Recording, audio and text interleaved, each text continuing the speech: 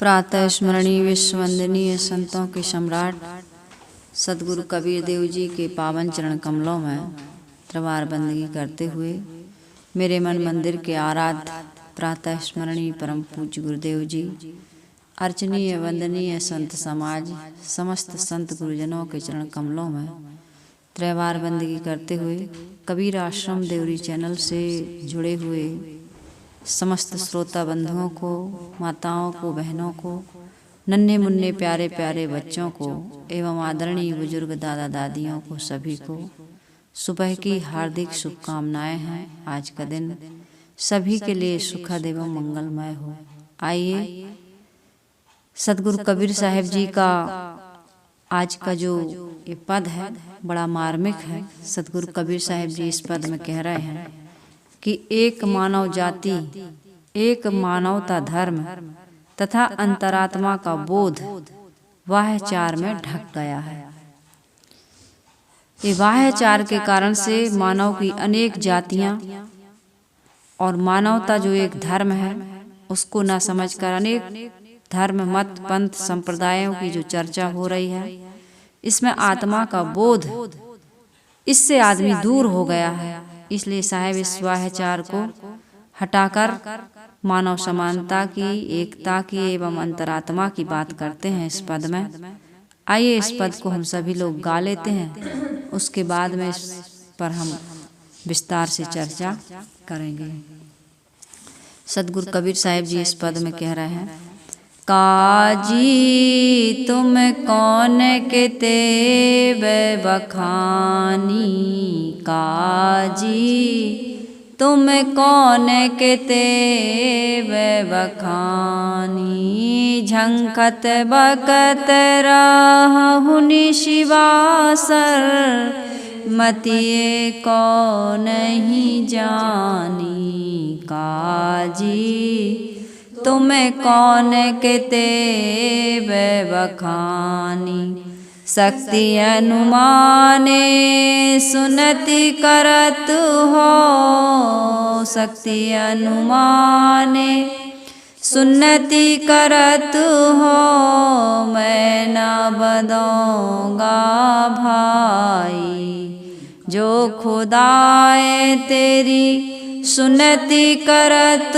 है, जो खुदाए तेरी सुनति करत है, आप ही कटी क्यों न आई, सुनति कराए तो रुक जो हो ना, सुनति कराए तो रुक जो हो ना, औरत को क्या कहिए अर्ध शरीरी नारी बखानी, अर्ध शरीरी नारी बखानी, ताते हिंदू रहिए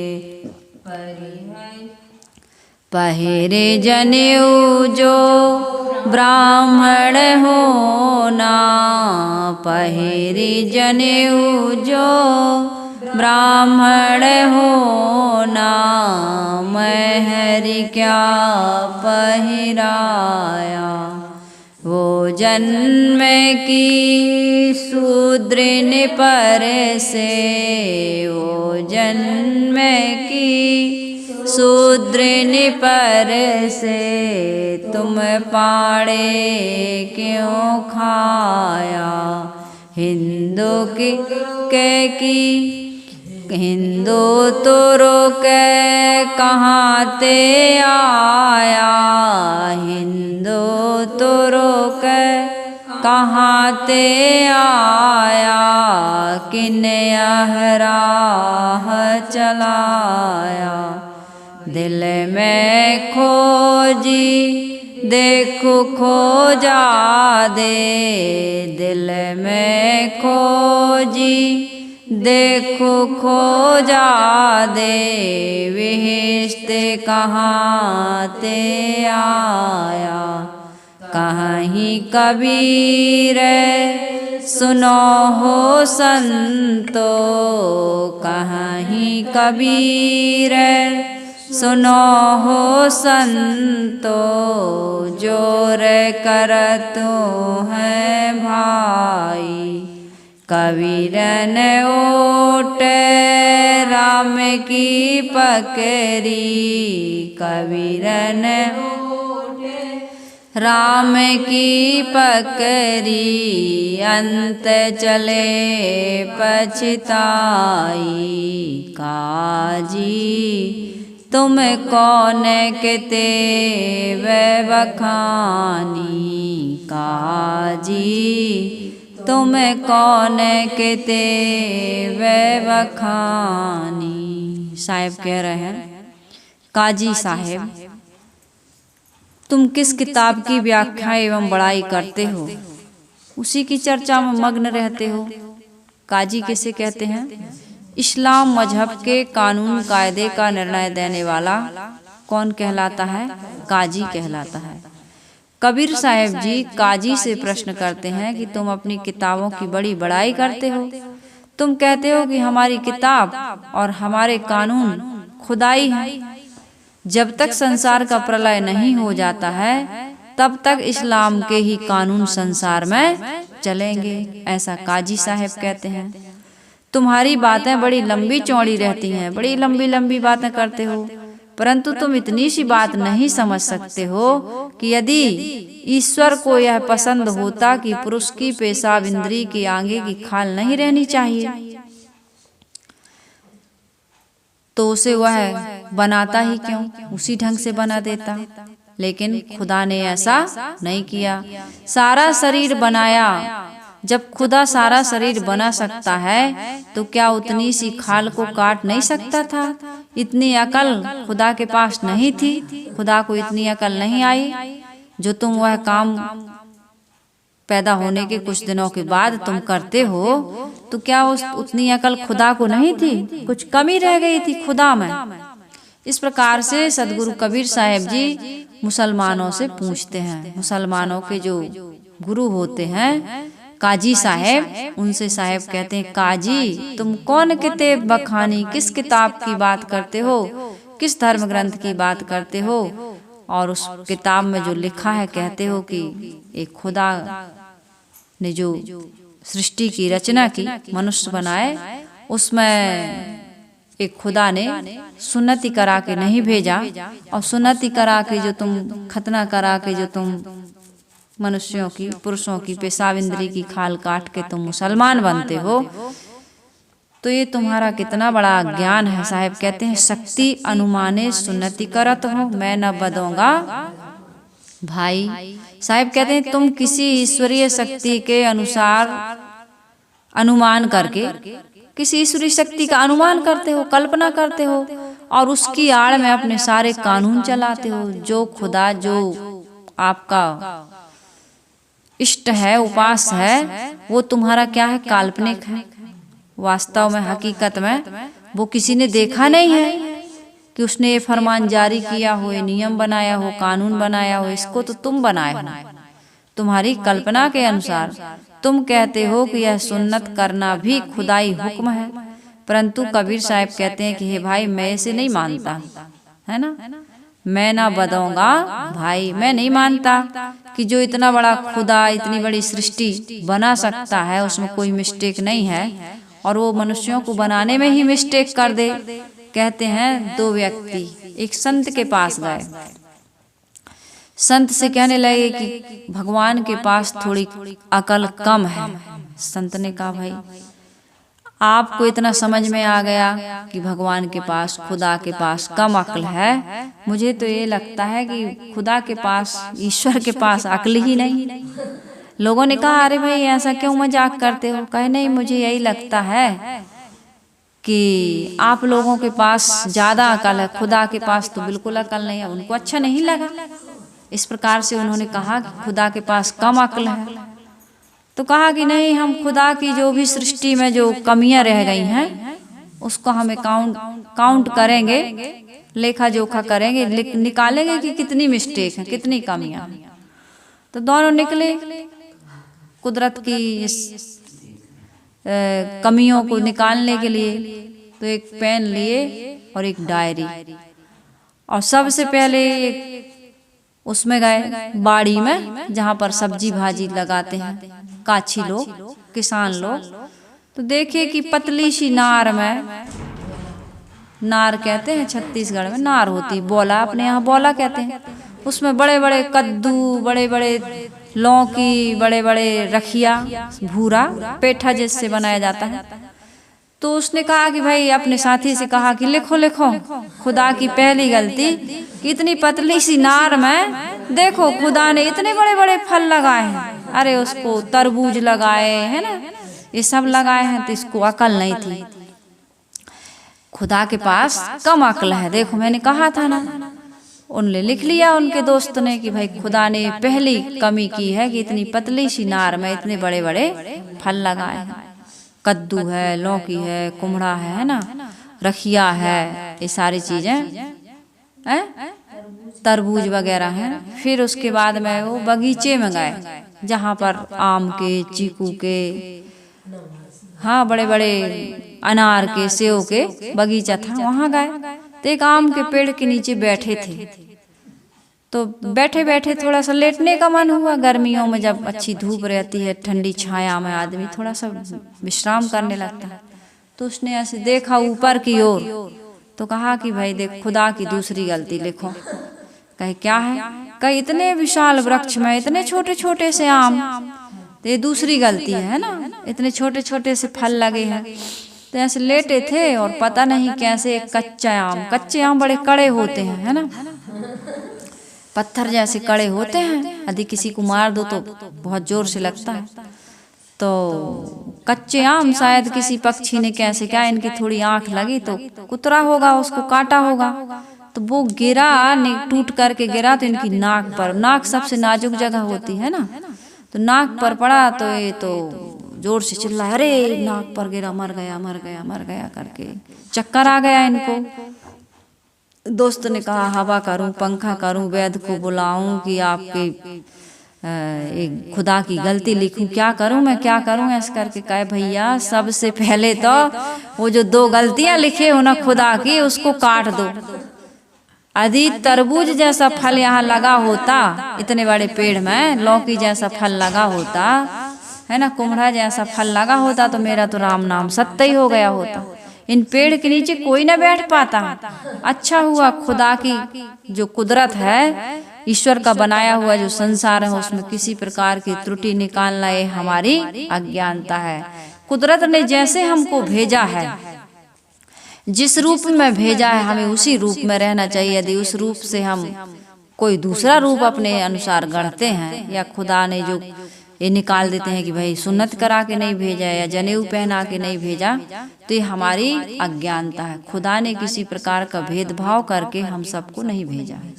मनुष्य की जाति एक जैसी है, एक के त्वचा हाड़ मल मूत्रा, एक रुधिर एक गूदा, एक बूंद से सृष्टि रची है, को ब्राह्मण को शूद्रा। ब्राह्मण का लड़का हो या लड़की हो, और शूद्र का लड़का या लड़की हो, यदि दोनों एक जगह रहे, पति पत्नी, शादी बन जाए, संभोग करें, तो बच्चा कैसा होगा? मनुष्य का बच्चा पैदा होगा। तो मनुष्य की जाति एक है, गधा और घोड़ी से बच्चे पैदा नहीं होते, होते हैं कहीं, तो उनकी अपनी अपनी जातियां हैं। तो मनुष्य की जाति क्या है? एक है। और ये सब जनेऊ पहन करके या ये खतना करा करके जो अलग अलग मजहब बना लिए, या ये मतपंथ संप्रदाय या जातियां जो बनी है, इसी में तो साहब कह रहे हैं कि ये जितने भी लोगों ने बाह्य आडंबर किए, उससे मानव जाति को बड़ी क्षति पहुंची, मानवता धर्म को क्षति पहुंची, और आत्मा का ज्ञान इसको भी लोग प्राप्त नहीं कर पाए, बाह्य आडंबरों में ही भूले रहे। तो कबीर साहब जी कहते हैं यदि ऐसा खुदा करना चाहता तो उसके लिए तो कोई मुश्किल बात नहीं थी। जो इतने बड़े शरीर को बना सकता है, वह सुन्नति भी करके ही भेजता। सुन्नत करने से ही आदमी मुसलमान होता है, यह सच भी नहीं है। ऐसी स्थिति में मुसलमान कहलाने वालों के घरों में जो नारियां होती हैं, स्त्रियां होती हैं, वो तो मुसलमान नहीं कहला सकती, क्योंकि उनका खतना कभी होता नहीं है। स्त्रियों का खतना कैसे करोगे? तो इसलिए साहब कहते हैं अर्ध शरीरी नारी बखानी ताते हिंदू रहिए। उनका स्त्रियों का तो खतना हुआ नहीं, तो फिर वो तो मुसलमान नहीं हुई, वो तो हिंदू ही रह गई। तो इसलिए साहब कह रहे हैं कि तुम हिंदू नारियों, हिंदू जाति की नारियों के साथ रहते हो, तो उन्हीं के साथ रह के बच्चे पैदा करते हो, उन्हीं के हाथ का भोजन करते हो, उन्हीं के साथ पूरा जीवन बिताते हो, तो तुम फिर मुसलमान कैसे हुए? कबीर साहब जी जब मुसलमानों को इस प्रकार की बातें कह रहे थे, उनको लताड़ रहे थे, तो जो पंडित जी थे वो बड़े खुश हो रहे थे कि कबीर साहब ने आज अच्छा कहा, मुसलमानों पर खूब कहा। लेकिन सदगुरु कबीर साहब तो कहते हैं कि कबीर खड़ा बाजार में सबकी मांगी खैर, ना काहू से दोस्ती ना काहू से बैर। सदगुरु कबीर साहब जी को कोई द्वेष की भावना थोड़ी थी कि जो मुसलमानों को कुछ कह रहे थे, और ऐसा भी उनका ये नहीं था कि हिंदुओं को ना कहें, उनसे बड़ा उनको आत्मीय प्रेम है। साहब तो जहाँ भी कुछ गड़बड़ी देखते हैं, कमी देखते हैं, तो उसको निकालने के लिए बड़ी बेरहमी से लोगों का ऑपरेशन करते हैं। लेकिन सही बात कहते हैं साहब, इसलिए कहते हैं कि लोगों का भला हो, हित हो। साहब के मन में कोई द्वेष की भावना थोड़ी है। यदि इस मंच से मैं कुछ बोलूं समाज के लोगों को कि भाई द्वेष ना करो, या किसी इंसान से या कोई जानवर से अधिक मोह ना करिए, तुम दिन भर उसका नाम जपते रहते हो, या अपने शरीर में आसक्ति या अहंकार मत बनाइए, तो ये मैं किसी से द्वेष की भावना से थोड़ी कहती हूँ, किसी का अहित थोड़ी चाहती हूँ, या जाति पाति की समानता की बात करती हूँ, या किसी प्रकार का आप या कोई भी व्यक्ति नशा व्यसन करता है, या कोई आडंबर या पाखंड फैलाता है, तो उसका यदि मैं खंडन करूं इस मंच से, सदगुरु कबीर साहब जी के मंच से, तो मैं किसी से द्वेष की भावना या घृणा की भावना या नफरत की भावना या अहित की भावना से नहीं कहती। तो इसी प्रकार से सदगुरु कबीर साहब जी के कोई अपना नहीं था और ना कोई पराया था।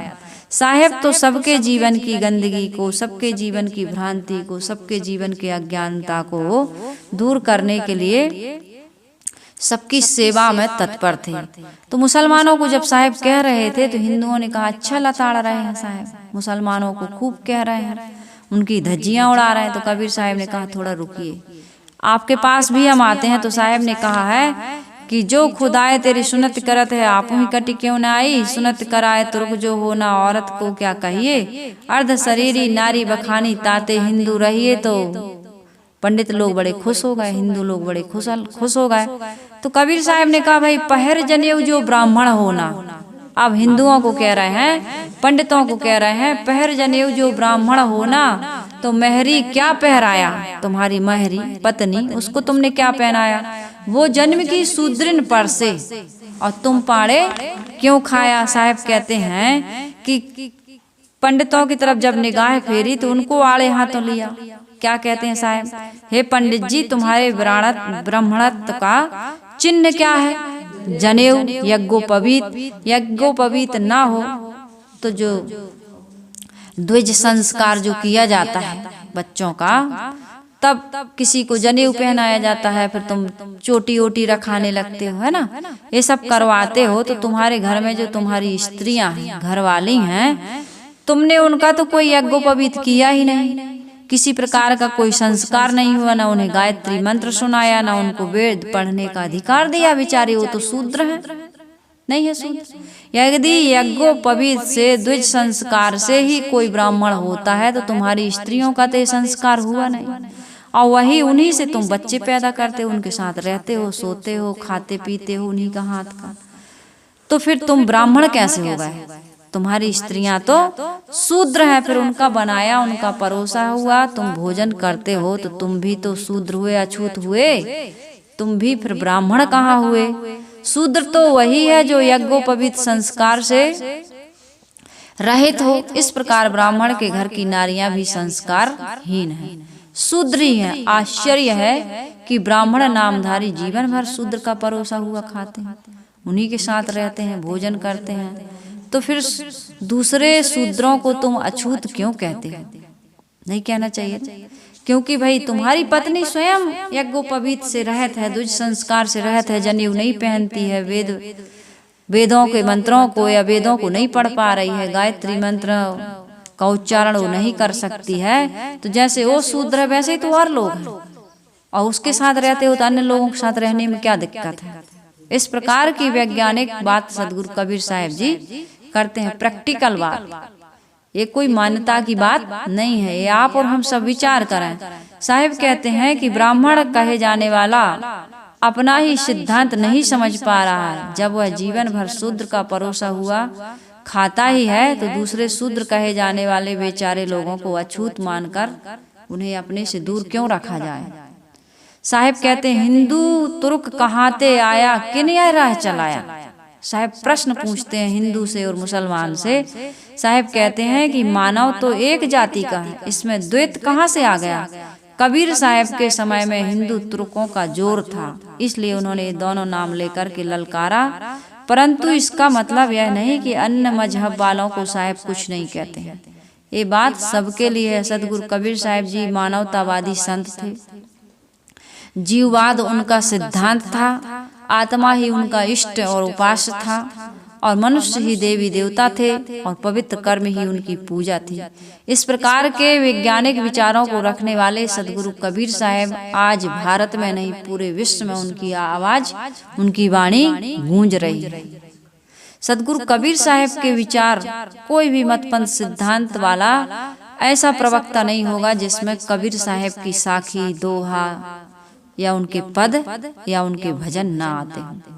इसलिए सदगुरु कबीर साहब जी के अनुसार, विचारों के सिद्धांतों के अनुसार आज हमारे भारत का संविधान बना हुआ है, जिसको भीमराव अंबेडकर जी ने लागू किया है ना। उनके विचारों से, महात्मा बुद्ध के विचारों से भीमराव अंबेडकर जी काफी प्रभावित थे। और आज मानव समानता को लेकर के जितनी भी बातें कही जा रही हैं, आज से 650 वर्ष पहले सदगुरु कबीर साहब जी इस प्रकार की बातें काशी जैसी नगरी में पुकार पुकार के सदगुरु कबीर साहब जी कह रहे थे।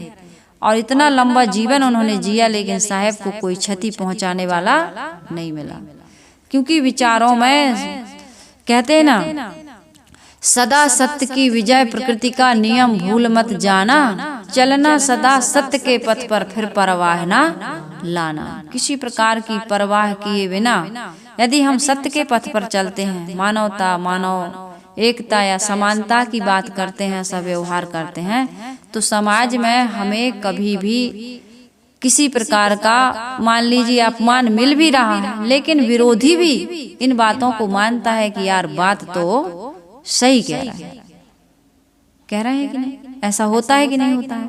इसलिए हमें सदैव किसी भी प्रलोभन या भय से डर करके सत्य का रास्ता छोड़ना नहीं चाहिए। कबीर साहब किसी को छोड़ने वाले नहीं हैं। जो भी एक मानवता में विभाजक रेखा खींचता हो, उनमें से किसी को भी कबीर साहब क्षमा करने वाले नहीं। कबीर साहब कहते हैं कि मानव एक जाति है, मानवता ही एक धर्म है। इनमें जितनी भेद परक दीवार खड़ी की जाती हैं, सब मानव की बनाई हैं। वेद से लेकर बाइबल, कुरान आदि सब किताबें किसने बनाई? मनुष्य ने बनाई। कोई ईश्वरी या खुदाई किताब नहीं है। सारे मजहब एवं संप्रदाय ये किसने गढ़े हैं? मनुष्य ने। और सारे सांप्रदायिक चिन्ह मानव के बनाए हुए हैं। कोई किसी प्रकार का चंदन लगा रहा, किसी प्रकार का तिलक लगा रहा, किसी प्रकार की ड्रेस पहन रहा है, किसी प्रकार के कुछ भी आडंबर बाह्य कर रहा है। ये कौन करवा रहा है? मनुष्य करवा रहा है। इस्लाम का रास्ता, ईसाईयत का रास्ता, हिंदुत्व का रास्ता या अन्य हजारों रास्ते केवल मनुष्य के चलाए हैं। इस बात को आदमी समझ ले तो ये देववाद, अलौकिकतावाद, चमत्कारवाद की बातें करना वो भूल जाएगा। अब ऐसे ऐसे देवताओं की हम कल्पना कर लेते हैं, उनकी चर्चाएं करते हैं कि मनुष्य कुछ नहीं कर सकता, वही करता है। ऐसे बच्चों की कहानियां सुनोगे तो हंसी आएगी, लेकिन ये बड़े बड़े धर्म गुरु लोग ऐसी बचपना की बातें करते हैं कि उनको ये भी पता नहीं चलता कि हम कह क्या रहे हैं। बहुत सारे धर्म संप्रदाय वाले लोग यही कहते हैं कि वो फुरना करता है तो जगत को रच देता है। फिर उसके मन में विचार आता है तो वो डुगडुगी बजाने जैसे खेल, मदारी जैसे संसार बनाता है, और उसकी जब भावना हो जाए तो प्रलय करके उसको समेट लेता है। क्यों करता है ऐसा? मदारी का तो कुछ प्रयोजन होता है भाई, तमाशा दिखा करके अपने पेट का धंधा चला रहा है, अपने परिवार को पाल रहा है। भगवान को ऐसी क्या गर्ज थी संसार को बनाना और मिटाना? क्या उसका कोई काम नहीं है? क्यों बनाया जाता है, क्यों मिटाया जाता है? इस पर मनुष्य ये सब काम करता है, लेकिन भगवान भी यही काम कर रहा है, तो फिर मनुष्य में और भगवान में कोई अंतर नहीं है। तो हम विश्व के शाश्वत नियमों को, कारणकारी की व्यवस्था को नहीं जानते, जड़ चेतन के गुणधर्मों को नहीं जानते हैं, इसलिए हमारी समझ कुंठित होने के कारण से हम कह देते हैं कि प्रभु की लीला है, वो लीला कर रहा है, वो जो चाहे वो करवा लेता है हमसे। हम तो बिल्कुल तुच्छ हैं, कठपुतली हैं, वही प्रेरणा देता है। तो वो ऐसी प्रेरणा देता है तो फिर वो देवता है कि दैत्य है? गलत गलत प्रेरणा ज्यादा, गलत काम ज्यादा हो रहा है संसार में। अच्छे काम भी हो रहे हैं लेकिन गलत नहीं होने थे। यदि ईश्वर ही की प्रेरणा से सारे कार्य हो रहे हैं तो ईश्वर को अच्छे से अच्छे कार्य करवाना था। कोई गलत प्रेरणा लड़ाई का, झगड़े का, मिलावटबाजी का, घूसखोरी का, काम चोरी का, व्यभिचार का, बलात्कार का, हिंसा का, हत्या का, आतंकवाद का, ये सारा विचार मनुष्य के मन में आ रहा है तो कौन प्रेरणा दे रहा? कौन प्रेरणा दे रहा? ये मुर्गा मारा जा रहा है, बकरा काटा जा रहा है, गायों को हलाल किया जा रहा है, अंडा को भी मार करके आमलेट बना के खाया जा रहा है, शराब पी करके नाली में गिर रहा है, लड़ाई झगड़ा हो रहा है, गुटखा, तम्बाकू, पान, ये कौन बना रहा है? ये बिगड़ी हुई बुद्धि के लोग ही तो बना रहे हैं। ये बहुओं बेटियों की इज्जत लूटी जा रही है। महाभारत का युद्ध, द्रौपदी का चीरहरण, इतिहास में कितना सब हुआ है। ये सब जो करवा रहे हैं भगवान की प्रेरणा से हो रहा है ना, तो भगवान ऐसा क्यों करवा रहा है? कभी विचार करते हैं हम और आप? जब सब कुछ तेरी सत्ता के बिना है प्रभु मंगल मूल, पत्ता हिल सकता नहीं, खिले न कोई फूल, जब जैसी गति चाहे तब तैसी मति दे, तो फिर ऐसी गति और मति वो क्यों दे रहा है? उसी की सत्ता से सब हो रहा है। तो ये गलत काम बिल्कुल भी बंद हो जाने चाहिए। यदि ऐसा नहीं हो रहा है तो भगवान की परिभाषा जो हम करते हैं वो बिल्कुल गलत है। भगवान के बारे में हम ऐसा कहाँ बताते हैं? भगवान तो सच्चिदानंद है, भगवान तो सर्वशक्तिमान है, सर्वव्यापक है, सब कुछ कर सकता है, सब जगह मौजूद है, सब देख सुन रहा है। तो जहाँ जहाँ एक गलत काम हो रहा है वो नहीं देख सुन पाता होगा, नहीं रोक पाता होगा? बताइए।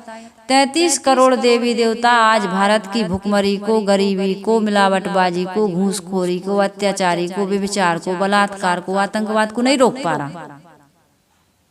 और जहाँ रूस, लंदन, अमेरिका आदि देशों में जहाँ 33 करोड़ देवी देवताओं का नामो निशान नहीं है, वहाँ देखो तो कंचन बरस रहा है। लेकिन वहाँ ईमानदारी है, बेईमानी, बदमाशी नहीं है वहाँ पर। वहाँ पर किसी प्रकार की मिलावटबाजी, काम चोरी, घूसखोरी आदि नहीं है, जितना आज भारत में ये धर्म के नाम पर हो रहा है। धार्मिक लोग स्वयं कर रहे हैं। अब इसमें लोगों को बुरा लगेगा कि धर्म के बारे में कहा जा रहा है, धर्म गुरुओं के बारे में कहा जा रहा है। यहाँ पर बहुत कम ऐसे लोग हैं जो इन सब लोग। कल मेरे पास फोन आया था, एक व्यक्ति ने फोन किया कि साध्वी जी के विचार में सुनता हूँ, भजन सुनता हूँ। तो उनके एक मित्र ने कहा कि ये भी तो पैसा लेते होंगे, ये भी पैसा के लिए कर रहा है, ये भी पैसा लेते होंगे, पैसे के लिए कर रहा है, सब धंधा है। भाई पैसे के लिए करना या पैसा किसकी जरूरत नहीं है ये बताइए। बिना पैसे के यदि हमारा जीवन चल जाए, आपका जीवन चल जाए, तो पैसे की कोई बात ही ना करे। जिसके बिना जीवन नहीं चलता उसकी तो चर्चा होती, उसकी आवश्यकता है, उसके लिए कुछ किया जाता है। कितने लोग कहते हैं कि हमें आपका प्रोग्राम चाहिए, साध्वी जी क्या लेंगी आप, कितना लेती हैं? तो आपका आश्रम है, आपका घर है, हमारा आश्रम है। आश्रम में कुछ लोग हैं, आश्रम की कुछ जरूरतें हैं, आने वालों के लिए हमें व्यवस्था देखनी पड़ती है। भक्त ही तो आते हैं, साध्वियां ही तो आती हैं। एक व्यक्ति को कितना लगता है, लेकिन एक व्यक्ति से जब परिवार बढ़ता है तो उसको तो कुछ न कुछ तो लगता है, ज्यादा नहीं तो थोड़ा तो लगेगा। तन की भूख तनिक है, तृप्त पाया शेर। मन की भूख अथाह है, तृप्त न पाए सुमेर। तो सुमेरु जैसा हमको नहीं चाहिए, लेकिन भाई पेट के लिए, अपने लिए, अपनों के लिए तो चाहिए। तो कोई हम कभी किसी से, इतने श्रोता हैं, कभी कोई बता दे कि साध्वी जी ने कहा हो कि हमको इतना पैसा चाहिए। आश्रम के लिए लोग सहयोग कर रहा है, लेकिन किसी से ये नहीं कहा जाता है कि इतना दो ही, है ना। ऐसा तो कोई नहीं कह सकता। यदि कहा हो किसी से हम लोगों ने, तो वो कमेंट करके बिल्कुल इसमें ओपन रूप से लिख सकते हैं, बता सकते हैं कि साध्वी जी ने इतना मांगा हमसे। भाई पैसा सबकी जरूरत है, जैसे भोजन सबकी जरूरत है, कपड़ा सबकी जरूरत है, आवास सबकी जरूरत है, ऐसे पैसे भी सबकी जरूरत है। मान लीजिए आप हमको बुलाएंगे तो टिकट तो लगेगी, नहीं लगेगी। हमारी जरूरतों का सामान तो हम लेकर के आएंगे, कुछ आप दोगे, कुछ हम रखेंगे। तो इस प्रकार से समाज चलता है। इसके लिए कोई ये ना कहे कि भाई पैसे के लिए सब कुछ किया जाता है। पैसा सब कुछ नहीं है, ना पैसे के लिए सब कुछ किया जा रहा है। यदि ऐसी बात है तो फिर धर्म, परोपकार, दूसरे की सेवा, सहयोग की भावना, ये सब कुछ का कोई महत्व ही नहीं रह जाएगा, है कि नहीं। इसलिए इस प्रकार से सोच करके किसी भी समाज सेवा करने वाले व्यक्ति से यदि कोई लाभ ही, अरे सब स्वार्थ से कर रहे हैं, सबका अपना अपना स्वार्थ होता है, कुछ स्वार्थ की भावना से सब किया जा रहा हो। स्वार्थ तो है, स्वार्थ हमारा इतना ही है कि समाज से जो हमको मिला है, जितना हमसे बन सकता है हम भी समाज को लौटाएं। हम आपकी शारीरिक रूप से कोई ऐसी सेवा नहीं कर सकते हैं। साधु संतों से कोई सेवा करवाता है क्या? घर में जाके हम कोई काम करने लगे तो आप कहोगे अरे साहब ये सब ना करो। आप तो कुछ ज्ञान की बातें बताइए हमको।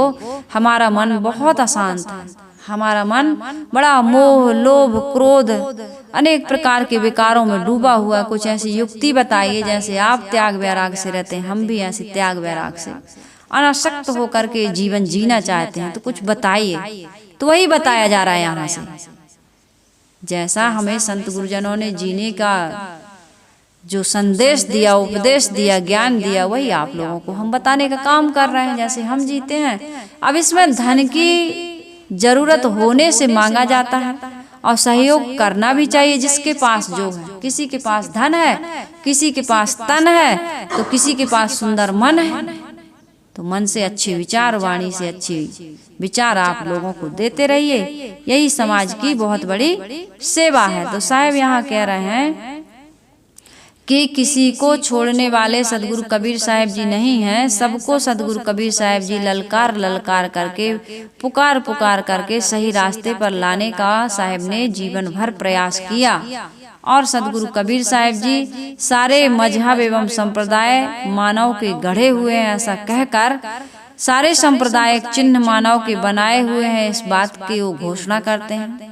और ये वास्तविकता को वो हम सबके बीच लाते हैं और यह बताते हैं कि किसी आकाशीय ईश्वर की मोहर लगा देने से कोई भी मतपंथ संप्रदाय ईश्वरीय नहीं हो जाता। इसको बनाने वाला, इसकी रचना करने वाला मनुष्य ही है। ईश्वर ने ही, मनुष्य ने ही सारे ईश्वरों की अवधारणा करके उसका इतना उपयोग किया कि उसकी दुरुपयोग किया कि उसकी आड़ लेकर अपने मत की सारी बकवासों को मनुष्य पर बलात् थोपने का प्रयास किया। ईश्वर की वाणी है, ईश्वर की किताब है, ईश्वर के द्वारा चलाया गया ये मतपंथ संप्रदाय कैसे नहीं मानोगे? इसके बिना तुम्हारा कल्याण नहीं होगा।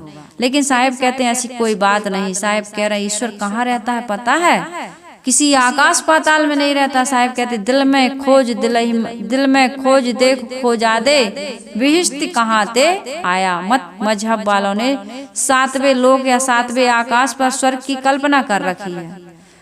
वहां पर उसमें बताया गया है बड़े तामझाम के साथ वहां ईश्वर को बैठाया गया। सभी ने यह ढिंडोरा पीट रखा है कि हमारे मजहब में चलकर उस स्वर्ग या ईश्वर तक पहुंचा जा सकता है। साहिब कहते हैं कि ये विहिष्ट स्वर्ग तथा ईश्वर कहाँ से आ गए?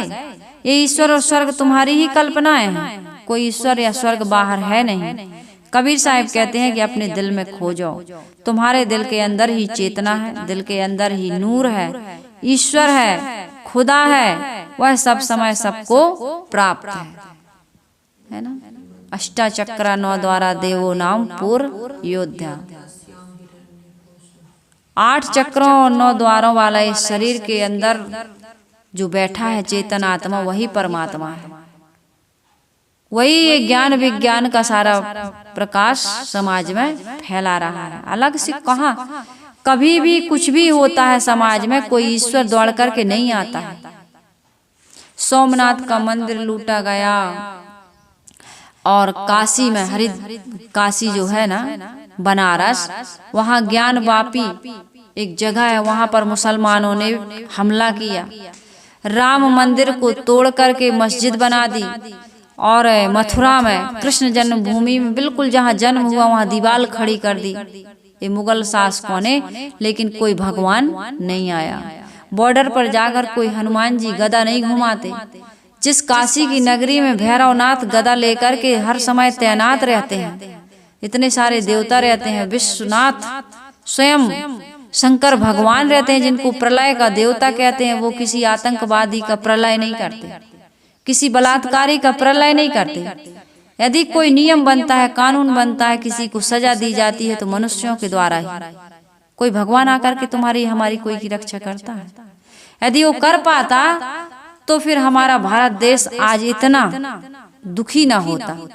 जहाँ पर 33 करोड़ देवताओं की पूजा होती है, 24 तो अवतार माने जाते हैं, फिर भी आज कहीं भी कुछ भी हो जाता है तो एक भी अवतार यहाँ देह धारण करके या किसी भी रूप में आते हुए दिखाई नहीं देते। दिखाई देते ये तो कलयुग चल रहा है, कितने अपराध हो रहे हैं। जब जब हो धर्म की हानि उनको आना चाहिए। कितनी प्रकार की हिंसाएं, हत्याएं, व्यभिचार, बलात्कार, लूटमार हो रही है, कोई आता है? तो कबीर साहब ये देवी देवताओं का खंडन नहीं करते हैं। आपकी हमारी जो गंदी सोच है, यानी कि जो भ्रांति है मन में, जो ईश्वर के नाम पर हाथ धर के बैठे हुए हैं हम और अपराध पर अपराध करते जा रहे हैं, उसका खंडन सदगुरु कबीर साहिब जी करते हैं कि भाई ईश्वर ब्रह्म परमात्मा के नाम पर तुम जो पाप कर रहे हो, सोचते हो गंगा में नहाने से कट जाएगा, या मंत्र जाप करने से कट जाएगा, या किसी प्रकार की हम धार्मिक अनुष्ठान कर देंगे उससे कट जाएगा। ये कटने वाला नहीं है, दुख दूर होने वाला नहीं है। इस समाज में जितना भी दुख मिल रहा है हमारी शैतानियत से मिल रहा है। यदि हम इंसानियत से, प्रेम से, मानवता से, सदाचार से, संयम से, शील से, मर्यादा से जीने लगेंगे तो कौन हमें दुख देगा? बताइए, कोई दुख देने वाला नहीं। घर में हम झगड़ा ना करें तो दूसरा हमें कोई लड़ा सकता है? बताओ। यदि सास और बहू प्रेम से रहने लगे तो पूरी संसार की शक्ति उनको लड़ा नहीं सकती। कोई लड़ाने का कितना भी प्रयास करे, जब तक हमारे मन में विकार नहीं आएगा। एक पति और पत्नी थे, कहते हैं बड़े प्रेम से रहते थे। एक लड़ाकू व्यक्ति के मन में शैतानियत सूझी, उसने कहा कि ये लोग दोनों बड़े प्रेम से रहते, इनको लड़ाया कैसे जाए। तो पत्नी घर में थी, पति कहीं गया था, तो जाकर के कहा कि तुम्हारा पति तो नौनिया है। कहे कैसे नौनिया है, कैसे नौनिया है? कहे तुम जब वो सो जाए ना तब उसकी पीठ चाट के देखना, वो खारा खारा लगेगा, पिछले जन्म का वो लोनिया। ऐसी कथा हम पहले जब इस मार्ग में आए थे तो सुना करते थे। और जब खेत में वो पति था तो उसके पास भी गया, कहे तुम्हारी पत्नी जो है ना वो पिछले जन्म की कुतिया है। कहे तुम कैसे जाने? कहे हम सब जानते हैं, सबके भविष्य, भूत भविष्य वर्तमान को हम जान जाते हैं। कहा भाई पहचान कैसे करें? कहे तुम जब रोज सो जाते हो ना तो वो तुम्हारी पीठ को चाटती है। अब देखो दोनों जगह लड़ा दिए। अब दोनों को विश्वास नहीं रहा, ये जल्दी से आया और खर्राटे भर के झूठे मूठ सोने लगा। तो इसने कहा बताए थे कि हमारा पति लोनिया है, चाट के देखा जाए थोड़ा सा। तो भाई खेत से आया है, पसीना है तो खारा खारा तो लगेगा ही। तो उसने कहा अरे ये तो सचमुच में लोनिया है। तो उसने कहा कि वो सोया हुआ था, उसने कहा ये तो सचमुच में कुतिया है, रोज पीठ चाटती, आज तो मैंने पकड़ लिया रंगे हाथों। तो कहे हट लोनिया, तो उसने कहा हट कुतिया। झगड़ा हो गया और झगड़ा कराने वाले को बड़ा आनंद आया। तो जब तक आदमी स्वयं अपने मन में कोई विकार नहीं रखेगा, कोई किसी को लड़ा नहीं सकता है। घर में यदि सुमति नहीं है या हमारे जीवन में समझ नहीं है तो कोई भी मत पंथ संप्रदाय का व्यक्ति कुछ भी कह देगा। इसलिए तो साहब कहते हैं कि जब तक ना देखे निज नैना तब तक ना माने गुरु के बहना। और जबकि गोस्वामी जी कहते हैं कि माता पिता और गुरु की वाणी बिना विचार करऊं शुभ जानी। कबीर साहब जी में और गोस्वामी जी में यही अंतर है। गोस्वामी जी कहते हैं कि बिना विचार करो शुभ जानी, लेकिन कबीर साहब जी कहते हैं कि जब तक ना देखे निज नैना। साहब कहते हैं तुम समझदार बनो और समझदारी पूर्वक सबकी बात मानो। साहब कहते विचार नहीं करोगे और किसी की भी बात मान लोगे तो जीवन का दुख दूर। बिना विचारे जो करे सो पीछे पछताए, काम बिगाड़े आपनो जग में होत हंसाए। कोई भले कह दे कि सातवें आसमान पर ईश्वर है, ब्रह्म है, परमात्मा है, ये लोक में है, वो लोक में है, मरने के बाद मुक्ति मिलेगी, इधर नदी में नहाओ तो पाप कट जाएंगे, कुछ भी होने वाला नहीं, ना कोई मिलने वाला। पाप करिए मत, आप पाप काटने के चक्कर में रहते हैं। हम सभी लोग पाप काटने के चक्कर में रहते हैं, ईश्वर ब्रह्म परमात्मा पाने के चक्कर में रहते हैं। पाने की जरूरत नहीं है, हमारे अंदर तो बैठा हुआ है ईश्वर, और स्वर्ग हमारी सबकी एक कल्पना है। कबीर साहब कहते हैं कि दिल में खोज दिलही माँ खोजो, यह करीमा रामा, तुम्हारे दिल के अंदर ही चेतना है, दिल के अंदर ही वो नूर है, ईश्वर है, खुदा है। ज्यों तिल माही तेल है, ज्यों चकमक में आग, तेरा साईं तुझ में जाग सके तो जाग। ज्यों मेहंदी के पात में लाली लखी न जाए, और लाली लखी कबीर ने तो लाल लाल हो जाए। मेहंदी का पत्ता हरा हरा दिखता है, लेकिन पीस देने पर कैसे दिखता है, क्या होता है, हाथ लाल कर देता है। इसी प्रकार से हमारे अंदर वो दिखता नहीं, जैसे दूध में मक्खन है, मक्खन में घी है, लेकिन वो दिखता नहीं है, एक प्रयोग से दिखता है। गन्ने में रस है और रस में मिठास है, चीनी है, गुड़ है, लेकिन वो दिखता नहीं है। तो हमारे अंदर में भी परमात्मा बैठा हुआ दिखेगा कैसे? संयम से, साधना से, सदाचार से, ब्रह्मचर्य से जब हम रहेंगे, बड़ा आचरण, ब्रह्मचर्य मतलब बृहत्तवाद ब्रह्म, यानी बड़ा आचरण कर रहे हैं। हम तो थोड़ी थोड़ी सी विषय वासनाओं में अपने आप को पतित करते रहते हैं, तो हमें वो ईश्वर ब्रह्म परमात्मा की अनुभूति नहीं होती। बाहर से पाने के चक्कर में हम भटक जाते हैं। साहिब कहते हैं कि किसी भी मत मजहब की डिबिया में वो ब्रह्म या परमात्मा या वो आत्म स्थिति हमारी बंद नहीं है, हमारे तुम्हारे सबके दिल में बंद है। हम किसी ईश्वरीय नामधारी मत मजहब के मोहताज नहीं हैं। किसी तथाकथित ईश्वरी मोहर लगे हुए कार्ड से वह मिलने वाला नहीं है। वह तो हमारे दिल की चीज है, वह हमारी आत्मा है, हमारा अपना स्वरूप है। उसके लिए सच्चे सदगुरु के निर्देश की आवश्यकता है। हम बाहर से लौटकर दिल में झांकने की जिस दिन आदत बना लेंगे, स्वभाव बना लेंगे, हमारी ऐसी समझ बन जाएगी, उसी दिन हमें अपने ईश्वर ब्रह्म परमात्मा का साक्षात्कार हो जाएगा। सुनी सेज ना कोई बलिहारी ता घट की जा घट पर घट होए।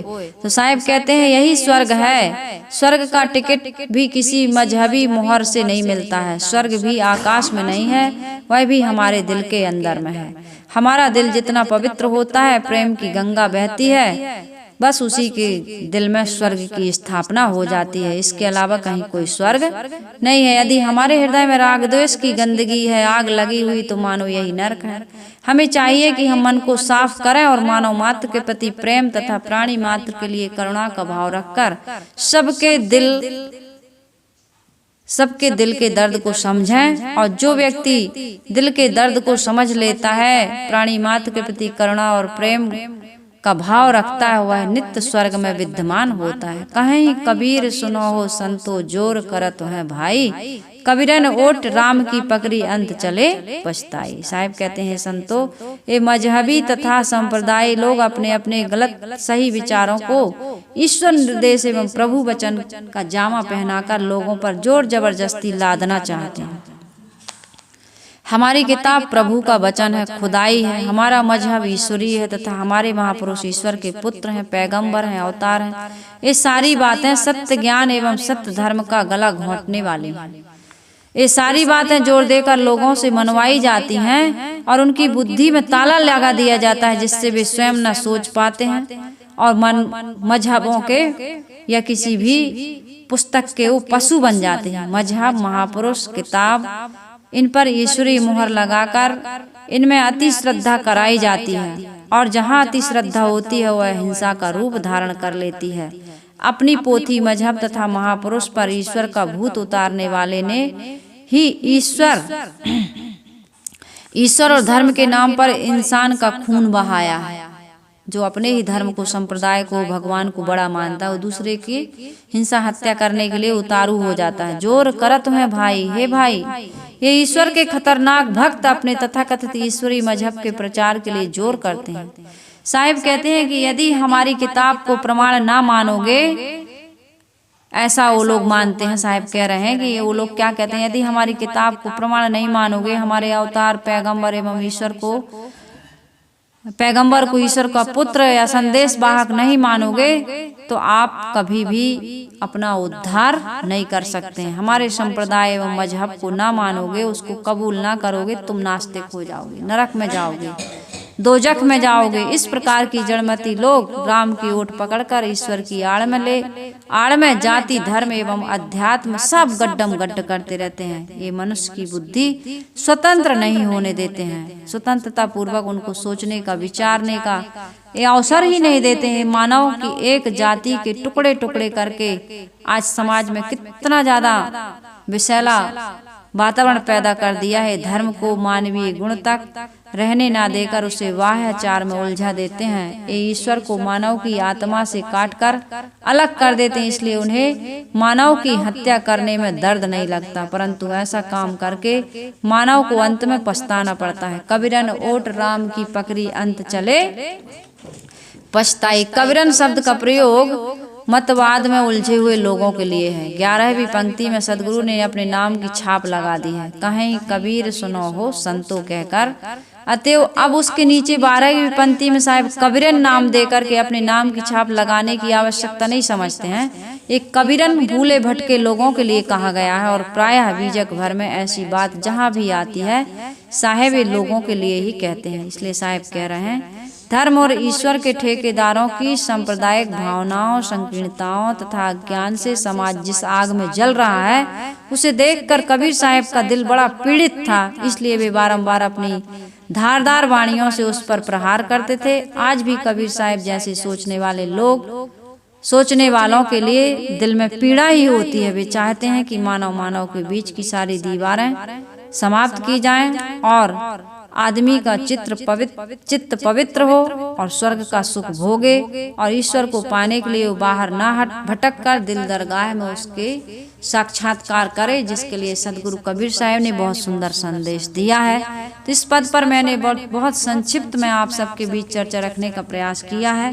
निवेदन है कि मानव एकता और समानता के बारे में हमें बहुत गहराई से विचार करके सबके साथ सुंदर भाईचारे का प्रेम पूर्वक व्यवहार करते हुए अपने अंतरात्मा रूपी परमात्मा में स्थित होने का काम करना चाहिए। बाहर से कुछ भी मिलने वाला नहीं है। तो आइए हम सभी लोग गुरु वंदना कर लेते हैं।